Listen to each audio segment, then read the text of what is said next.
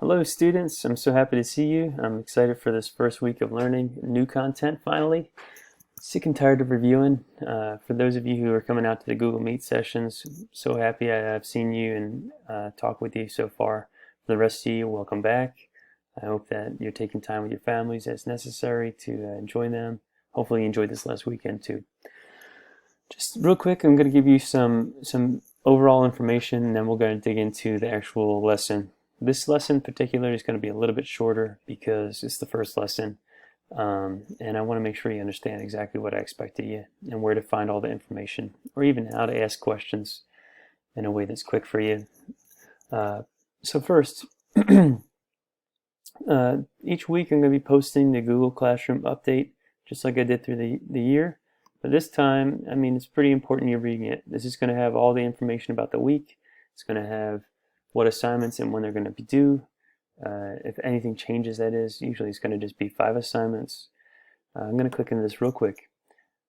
You can feel free to read this. I'm not going to read through all this right now, but just the important information here, which is basically, I tried to narrow it down. Office hours. So if you look on the link that's posted on Class Dojo for the school, it shows that there's different hours for different classes. Those are all suggested times. You can feel free to go to any of those lessons at any time. I'm sorry, your teachers are going to be putting out information. Like me, I'm going to be posting most of my assignments in the very beginning of the week. You can complete that at any time. But if you want to know when to contact your teachers and expect a quick reply or hope for a quick reply, that's where you want to look at the schedule on Class Dojo. If you're looking at the Class Dojo for the school, you scroll down to Mr. Minna from May 4th schedules. Read that information. For 701 through 703, your schedule is going to include science at 1:45 to 3:15 on Tuesday and Thursday of this week. Next week, it's going to be Monday, Wednesday, and Friday, just like it was in school. So these office hours here, 1:45 to 3:15, that's like my time where I'm just sitting in front of the computer. And beyond that, even from 12:30 to 2. So basically from 12:30 every day till 3:15, I'm going to be sitting at my computer just waiting for your questions. And if you do have them, totally fine. You just email me. There will be specific days where I'm going to be sitting at my computer for about 45 minutes on a Google Meet. This week, that's going to be for 701 through 3. That's going to be Tuesday and Thursday. And I'm going to have the Google Meet session from 1:45 to 2:30. I'm not going to be having an hour and a half long Meet session. I just can't with my kid, but I can still have those 45-minute sessions before she wakes up from her nap each day. So if you're in 701 through 3 and you're looking to get in on the Meet Tuesday and Thursday, I'm not going to be posting the links on Monday, Wednesday, and Friday this week for 701 through 3 because that's your social studies time, and we're trying to make sure you're not just pull between two different things. Can you email me? Yes, you can absolutely email me. But if you want to actually do the Google Meet, this is going to be on Tuesday and Thursday this week for 701 through 3. 704 through 6, your Google Meet sessions will be Monday, Wednesday, Friday this week from 1:45 to 2:30. And I posted that information in the Classroom Weekly Update too. It's the same idea.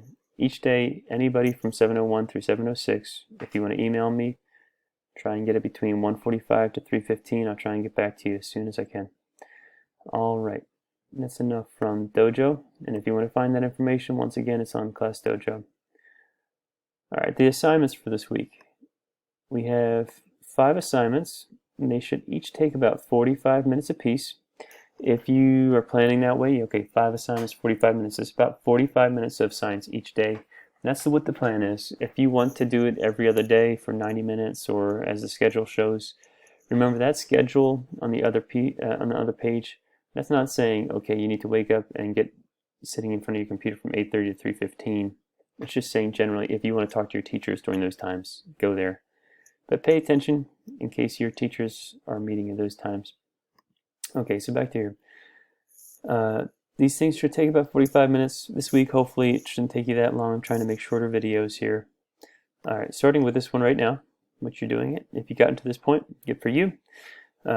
E-Science should be done. You can do it second or third.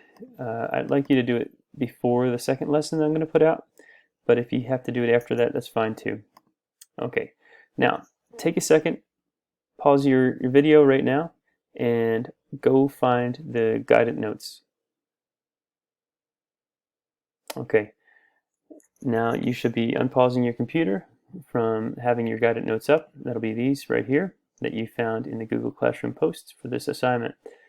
And as you go along, I'll try and stop and jot for you this time. Hey, make sure you get your information.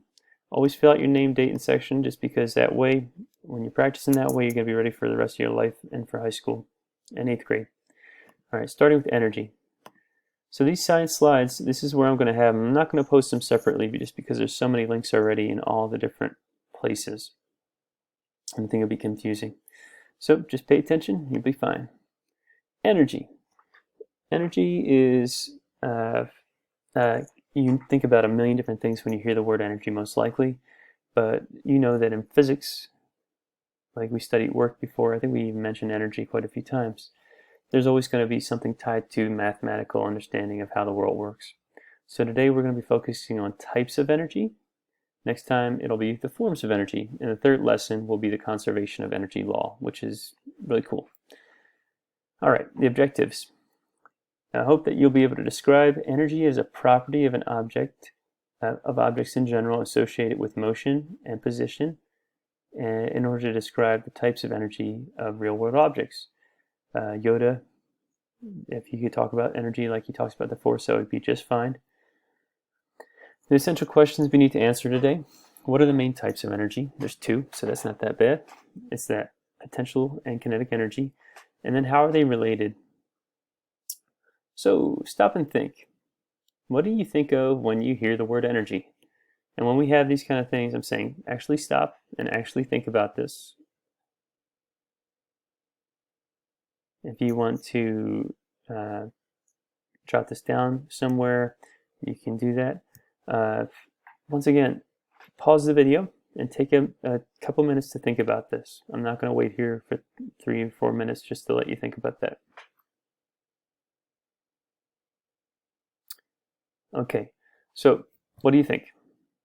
You obviously can't say it, but I'm guessing you're going to say something around the lines of electricity, or you plug something into an outlet and there's energy that comes out of it, or there's energy plants. But really, energy's all around us. Just like Yoda said, it's everywhere. And even matter itself is energy. It's just in a different form. You remember the Einstein equation, E equals mc squared, maybe? That's basically him saying, yeah, energy and matter making stuff up, is the same thing. It's just in a different form. So here's the next question. I haven't really given it away yet. I want you to go ask your family now. Ask anybody in your place. If you are by yourself today, maybe if you can, open up your window and shout at somebody in the street. Ask them what energy is. I'm going to let you do that for the next couple minutes here and see what they can say. What's a good definition for what it is? Not examples, but a definition.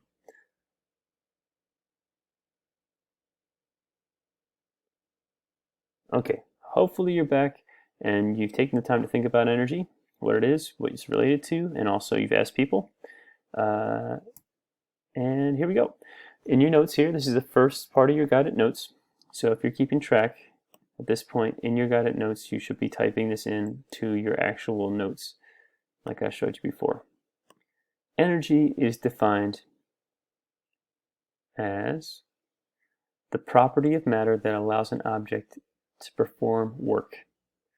So if you remember back to what we meant by work, not just like schoolwork, it's the property of matter that allows an object to move something in a direction with a force in that same direction. That's what work is, if you remember. So a lot of times this is causing motion or the interaction of molecules. It's sometimes stuff that we don't even see. There's energy that is capturing moving objects or stuff that's changing about matter that you just can't see with your eyes or any of your other senses. So for example, you think, okay, you can tell how the soccer ball here is sitting still, right? And you say it doesn't have any energy. And over here, it's moving, it hits the person's face. You can actually see. Now you don't see that. This is super slow motion right now, right? It's actually causing a change in the guy's matter. It's changing a position. It's changing, even maybe some of the molecules are getting rearranged in his face, or his face itself is getting stretched out on a large scale. Even the ball itself, you can see the ball changes shape. And all of that is basically this object here is performing work on his face. Now, it's not like a facelift. It's basically a facelift, but it's causing him to move in the direction of the force. But take a step back and just think that even inside of this ball right here, it has some kind of temperature. It has molecules that could probably be burned. It has a lot of energy in it, even if it's not even moving as far as you can see. So this is where we get with energy. It's the property of matter that allows an object to perform work. We'll break it down a little bit more. Here's a simple definition of it. Energy is anything that can cause matter to change. So this is also 200 times slower. Don't get too distracted by the video. This is a good time to go back if you did. Energy is anything that can cause matter to change. So that could be the matter's changing what it looks like, where it is, how fast it's moving, how much of it's in any different place, even what the molecules are. You can literally turn matter into energy. That only happens in things like stars, but it's possible in nuclear reactors. So examples of energy are when you're hitting a baseball, holding a book above your head, digesting food, heating water, turning water into steam. Literally just sitting there, you have lots of energy that you're consuming. And yeah, your brain functioning, all that stuff takes energy.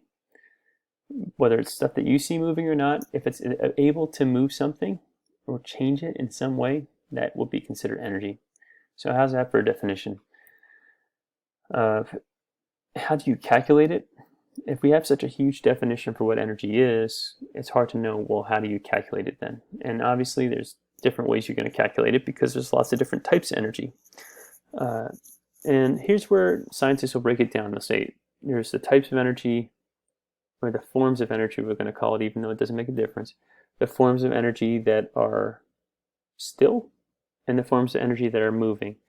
And we'll get into that definition a little bit more. But the formulas that you have here, they're not really going to mean much right now. Just to say that there's two different types of energy, kinetic energy and potential energy. And kinetic energy involves motion. As you can see, it's mass times velocity squared. So if you can take a second to think about this, what does that mean about kinetic energy? Is it the moving or stored up energy? If you said stored up energy, you are wrong. Kinetic energy is moving energy. It actually depends, how much energy an object has depends a lot on how fast it's moving. If it's moving fast, it has much more energy because its velocity or its speed is multiplied by itself twice. Potential energy is stored up energy. This is one example of potential energy from gravitational force. So if you're higher up and you have more mass, you have more potential energy, which is basically saying if you drop a ball from really high, it's going to end up having a lot of kinetic energy, but until it does, it's just potential. Just like a lot of you have potential. You're not actively moving around right now, but you have the potential to. The units for energy are joules. That's that weird joules, not like a diamond, which, if you remember, is the exact same unit as work. So before we keep going right now, I'm going to check the time. Oh, we have 1 more minute left.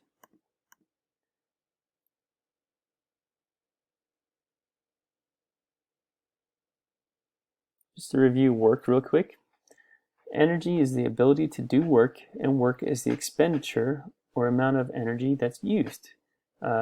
Work is, you don't have to take notes on this work right now, but this is just a refresher from last time.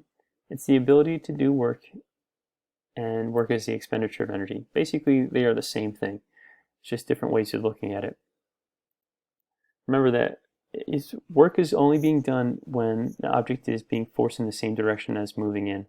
So it's the same way of saying it's not actually taking any energy to move this thing unless the force is in the same direction as the object that's moving. And I want you to take a second for right now just to think, how is this bomb causing matter to change then?